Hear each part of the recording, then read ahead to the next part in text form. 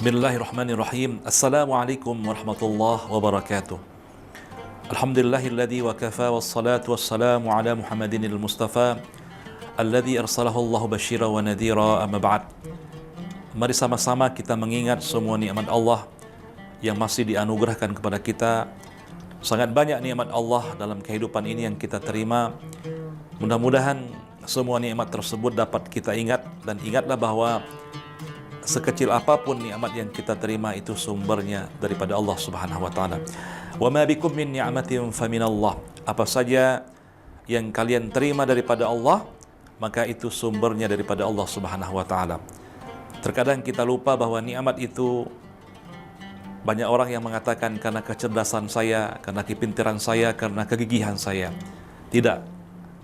Bahwa nikmat itu adalah datang daripada Allah Subhanahu wa taala. Mari sama-sama kita bersyukur terhadap semua nikmat Allah yang Allah anugerahkan kepada kita bersama.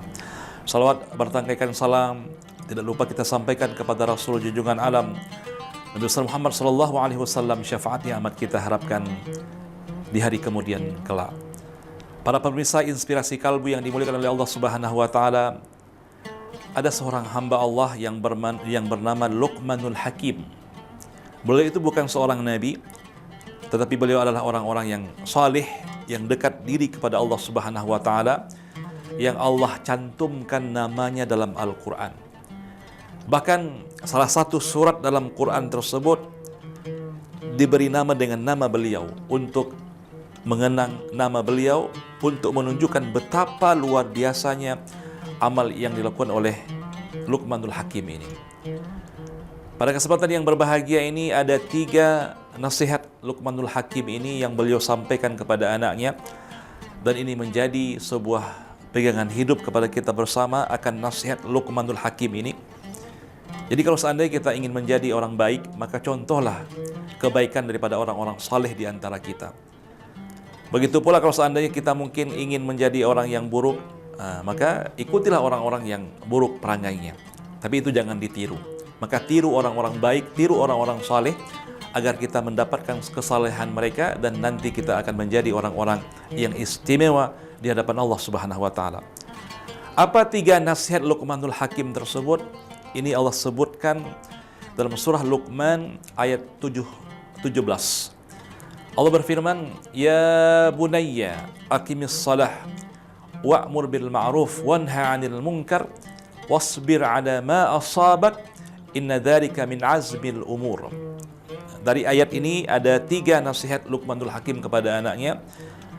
Yang pertama adalah, kata Luqmanul Hakim, aqimis shalah, dirikan oleh kamu akan salat.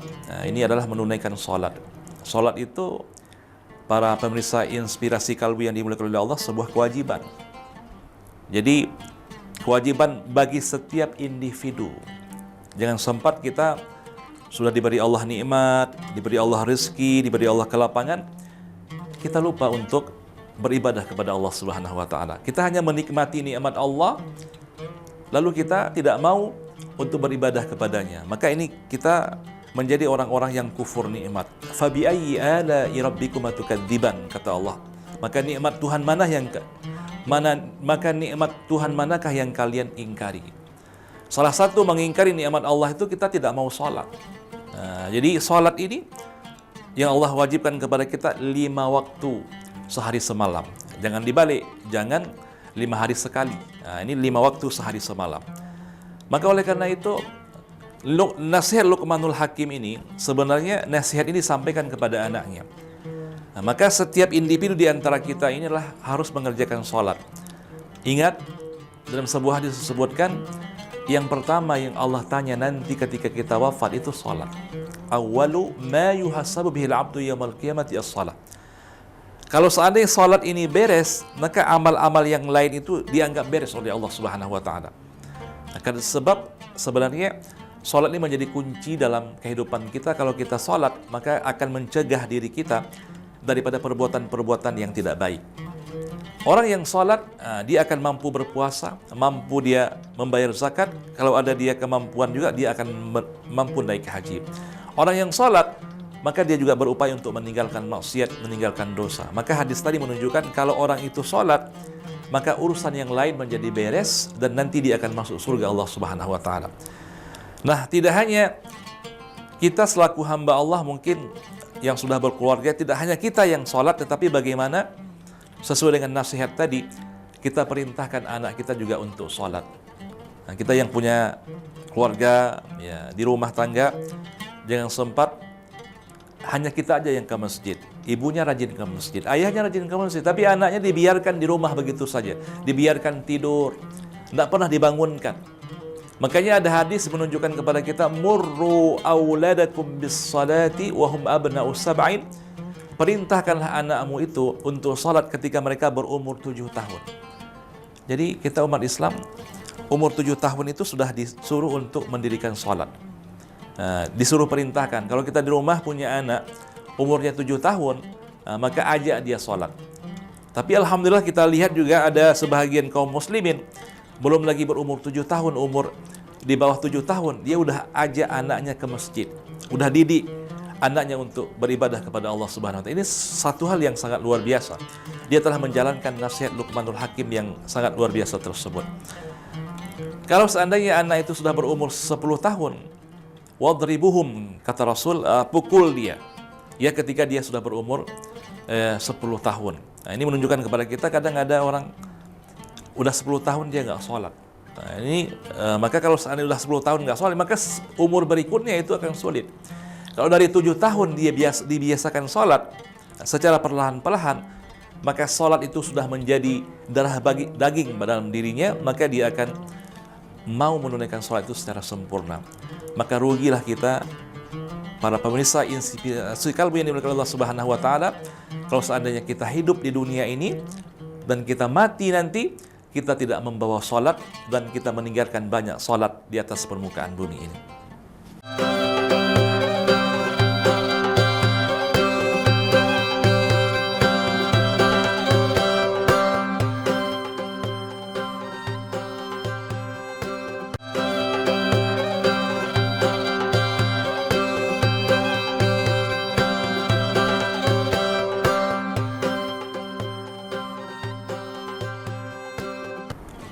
Para pemirsa Inspirasi Kalbu yang dimuliakan oleh Allah Subhanahu wa taala, nasihat kedua yang disampaikan Luqmanul Hakim kepada anaknya adalah wa'mur bil ma'ruf wanha 'anil munkar, yaitu berkaitan dengan amar ma'ruf dan nahi munkar. Apa itu amar ma'ruf? Apa itu nahi munkar? Amar ma'ruf adalah mengajak orang untuk berbuat kebaikan. Dan nahi mungkar mencegah orang untuk meninggalkan maksiat, untuk meninggalkan kemungkaran. Dalam tafsir Al-Alusi disebutkan, kalau poin pertama tadi, kita mendirikan sholat, ini kebaikan untuk diri kita. Tetapi poin kedua, ketika kita melakukan yang namanya amar ma'ruf, kita ajak orang untuk berbuat baik, dan kita cegah orang untuk tidak melakukan kemungkaran, itu adalah kebaikan untuk orang lain. Ini terkadang kita lupa kepada mengajak orang jalan kebaikan. Kita hanya sibuk dengan kebaikan diri sendiri. Ingatlah bahwa kejahatan yang terjadi itu karena didiamkan oleh orang-orang baik. Dan banyak terabaikan perbuatan-perbuatan baik itu gara-gara orang-orang yang soleh, orang-orang yang baik tidak mau mengajak orang-orang yang mengabaikan akan kebaikan tersebut. Oleh karena itu dalam nasihat ini, kita harus melakukan yang namanya amar ma'ruf. Amar ma'ruf itu bukan kita berceramah di masjid ya, di atas mimbar, tapi amar ma'ruf ini adalah di mana kita mengajak orang. Sebagai contoh, kita di rumah misalnya, ketika adzan berkumandang di waktu subuh, kita hendak ke masjid, kemudian ada anak kita yang sedang tidur. Bagaimana kita amar ma'ruf kepada anak kita tersebut? Yaitu dengan cara kita bangunkan anak kita. Kita bangunkan mereka. Nah, jadi membangunkan istri kita, atau juga sekarang kadang ada juga, mohon maaf, itu suaminya soleh, maka dia membangunkan istri dan anaknya. Ada juga kebalikannya, suaminya nggak soleh, istrinya yang solihah, istrinya yang membangunkan anak-anak dan juga suaminya. Nah, ini juga ada demikian, tidak ada persoalan. Tetapi bagaimana keluarga itu saling mengingatkan akan kebaikan. Tapi kalau seandainya, mohon maaf ya, ada ayah, ada ibu, dia sibuk beribadah di masjid, lalu dia tidak peduli dengan kondisi anaknya, mau sholat, mau enggak, ini di hari kiamat, ini rugi dia. Bisa saja ini, kalau dia enggak pernah ingatkan anaknya berbuat kebaikan, maka nanti di hari kiamat, ketika orang tuanya masuk surga dan anaknya itu masuk neraka, bisa saja anaknya itu menggugat orang tuanya. Apa sebabnya? Karena orang tuanya lupa memerintahkan anaknya untuk berbuat kebaikan. Ini dalam ruang lingkup ya amar ma'ruf dalam keluarga kita. Begitu pula kalau seandainya kita berani, misalnya tetangga kita yang nggak mau sholat, kita ajak ke masjid, mungkin dengan bahasa-bahasa yang lembut. Ayo bu, ayo pak, itu adzan udah berkumandang, ayo kita ke masjid. Itu namanya amar ma'ruf. Ini harus kita lakukan sehingga kita tidak hanya mendapatkan kebaikan itu daripada diri kita, tapi juga dari orang lain. Ingat ada sebuah hadis, ini luar biasa. Apa kata Rasulullah SAW? Bahwa man da'a ila hudan kana lahu minal ajri mislu ujuri man tabi'ahu la yanqusu min ujurihim syai'a. Barang siapa yang mampu mengajak orang lain untuk berbuat baik, ketika orang lain itu berbuat baik dan dia berubah dan dia kemudian melakukan kebaikan ketika kita wafat, para pemirsa inspirasi kalbu yang dimuliakan Allah Subhanahu wa taala, maka pahalanya terus mengalir kepada kita. Di dunia ini kalau kita sholat, pahalanya akan dapat kepada kita selagi kita hidup. Kalau kita sudah wafat, pahala sholat itu sudah terputus. Namun kalau seandainya kita mengajak orang untuk berbuat kebaikan, wafat kita, meninggal dunia kita, maka alam kubur kita senantiasa terang, benderang, karena kita selalu menebarkan kebaikan kepada yang lain. Yang kedua dalam nasihat yang poin kedua ini apa dia? Nahi mungkar. Apa itu nahi mungkar? Mencegah orang berbuat daripada keburukan atau maksiat. Sebagai contoh dalam rumah tangga, misalnya ada anak, ya, ini sekarang ini kan ada anak-anak main HP terus, ngaji nggak mau. Nah, ini bagaimana seorang orang tua itu dia bisa mengatur ini sehingga dia bisa cegah anaknya daripada berbuat keburukan. HP itu bisa ada baik, bisa ada buruk. Tapi kalau seandainya main game melulu, menonton melulu ya, apalagi ada konten-konten yang negatif seperti itu. Nah, bila orang tua tidak mengontrol ini, maka dia tidak mencegah anaknya daripada berbuat keburukan. Maka ini perlu seorang orang tua itu ya untuk melakukan yang namanya nahi mungkar. Begitu pula seorang orang tua di rumah misalnya, ketika anaknya tidak berpakaian dengan pakaian yang bagus, maka seorang orang tua itu memberi nasihat kepada anaknya. Kenapa pakaiannya ketat? Kenapa jilbabnya itu tidak sesuai dengan syariat? Ya, nah ini adalah peran-peran disebut dengan nahi mungkar. Nah, begitu juga dengan pergaulan-pergaulan remaja saat ini misalnya. Ada orang yang berjalan yang bukan dengan mahramnya, yang duduk dengan bukan yang dengan mahramnya. Maka ada orang yang mencegah daripada perbuatan mungkar itu. Ini sebuah jalan kebaikan. Bila ini kita tinggalkan, ini sebuah hal yang mungkin kita perlu evaluasi. Kenapa ya? Sekarang kadang ada terjadi bencana di sekitar kita, terjadi musibah sekitar kita. Itu ada hubungannya ketika kita tidak lagi peduli dengan kemaksiatan di sekitar kita. Kita membiarkan terjadinya maksiat. Makanya Rasul menyebutkan, wallahi la ta'murunna bil ma'ruf wa la tanhauna 'anil munkar aw law yashkanna ayyab'asa 'alaikum iqaban minhu summa tad'unahu fala yustajabu lakum. Demi Allah, kata Rasul, lakukanlah oleh kalian amar ma'ruf dan nahi mungkar. Ajak orang berbuat baik, cegah mereka daripada perbuatan mungkar. Kalau ini kalian tidak lakukan, dua kemungkinan terjadi pada diri kalian. Yang pertama, Allah akan kirimkan azab kepada kalian. Ini kadang kita secara ruang lingkup yang sederhana kita katakan, di rumah tangga, kadang ada rezeki rumah tangga itu nggak benar, nggak bagus. Jadi rezekinya itu dalam kondisi dia tidak mendapatkan keberkahan daripada Allah Subhanahu wa taala. Jadi ini perlu evaluasi. Mungkin ada orang tua itu nggak berperan aktif dalam memberikan amar ma'ruf kepada anggota keluarganya. Begitu juga kalau misalnya kita lihat sekarang ada banjir bandang, ya, ada gempa bumi. macam yang terjadi dalam kehidupan kita ini, yang kita saksikan, itu salah satu sebabnya bahwa mungkin kita mengabaikan yang namanya amar ma'ruf dan juga nahi mungkar.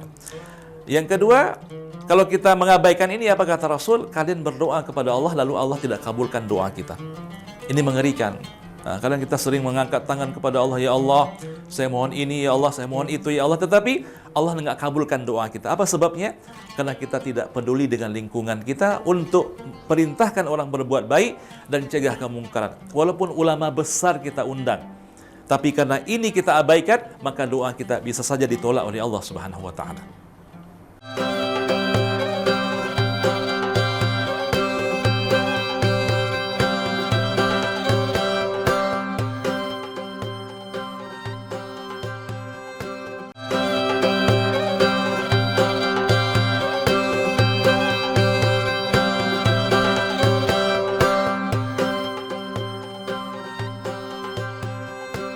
Para pemirsa Inspirasi Kalbu yang dimuliakan oleh Allah Subhanahu wa Ta'ala, yang dirahmati oleh Allah Subhanahu wa Ta'ala, nasihat ketiga yang disampaikan Luqmanul Hakim kepada anaknya ini adalah wasbir ala ma asabak.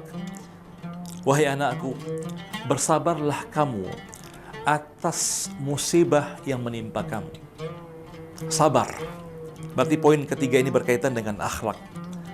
Kalau poin pertama tadi berkaitan dengan ibadah kita kepada Allah.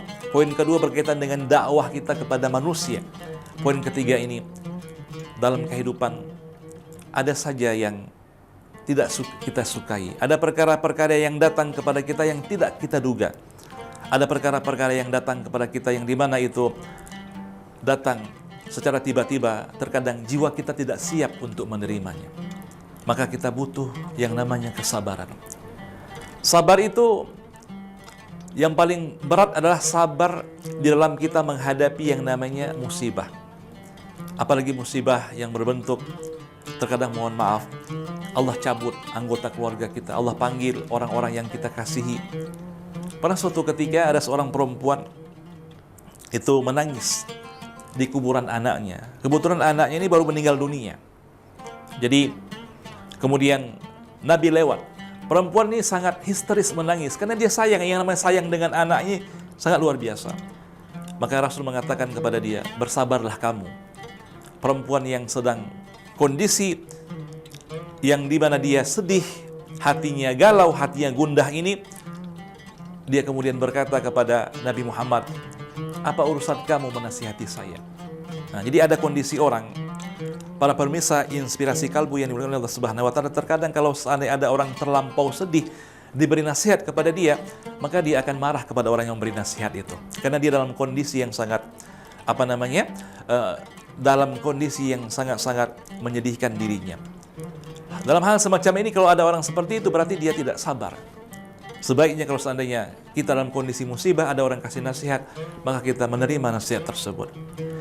Kemudian ada sahabat yang lain yang lewat dan berkata kepada perempuan ini, dan dia mengatakan, kamu tahu nggak siapa tadi perempuan yang siapa tadi laki-laki yang kamu katakan tadi, yang kamu katai tadi siapa? Tidak, itu Nabi Muhammad. Ternyata perempuan nggak mengenal Nabi Muhammad SAW. Maka dia menjumpai Nabi Muhammad SAW dan mengutuk rumahnya.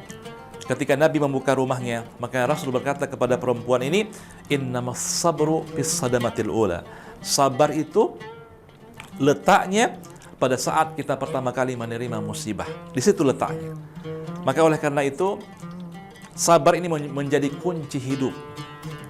Kadang juga sabar bukan hanya berkaitan dengan kita mendapatkan musibah, mendapatkan hal-hal yang tidak kita duga, yang tidak kita sukai. Tapi juga sabar, ada orang mencaci kita, ada orang menghina kita. Nah, termasuk kalau kita menyampaikan kebaikan kepada orang lain, ada juga orang yang nggak senang dengan kita. Apalagi kalau seandainya kita berani mencegah orang itu untuk meninggalkan kejahatannya. Tentu juga ada makian, cacian yang datang kepada kita. Bagaimana caranya kita menghadapi semua itu? Maka kita sabar. Dan sabar inilah kunci kehidupan. Apa makna sabar?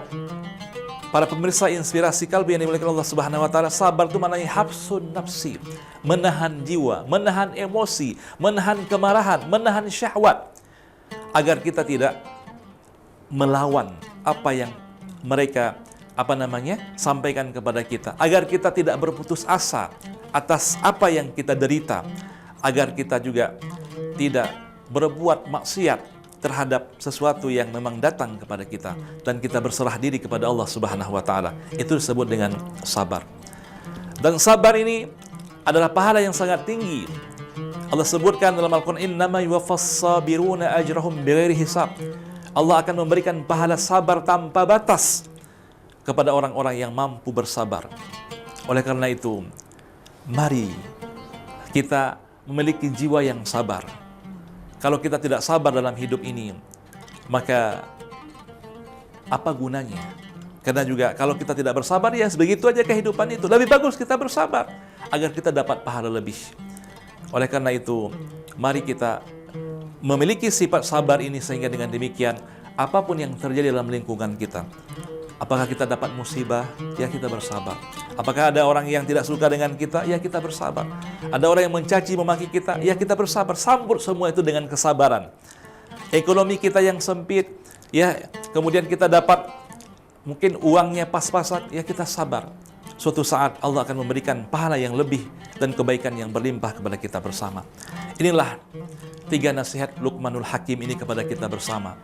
Mudah-mudahan dapat kita amalkan. Nasihat yang sangat luar biasa, yang menjadi mutiara kehidupan kita. 1, jangan lupa sholat. Yang kedua, jangan lupa kita menegakkan yang namanya amar ma'ruf dan nahi mungkar. Yang ketiga, apapun yang kita hadapi, maka sabar itu menjadi pengobatnya, dan hiasi diri kita ini ya untuk menjadi orang-orang yang sabar. Semoga bermanfaat. Mudah-mudahan kita dapat mengamalkannya dan kita menjadi orang-orang yang istimewa di hadapan Allah Subhanahu wa taala. Sebagaimana Luqmanul Hakim, orang yang soleh, dan kita contoh sifat yang baik yang beliau sampaikan, kita tergolong kepada orang-orang yang soleh. Wabillahi taufiq wal hidayah. Wassalamualaikum warahmatullahi wabarakatuh.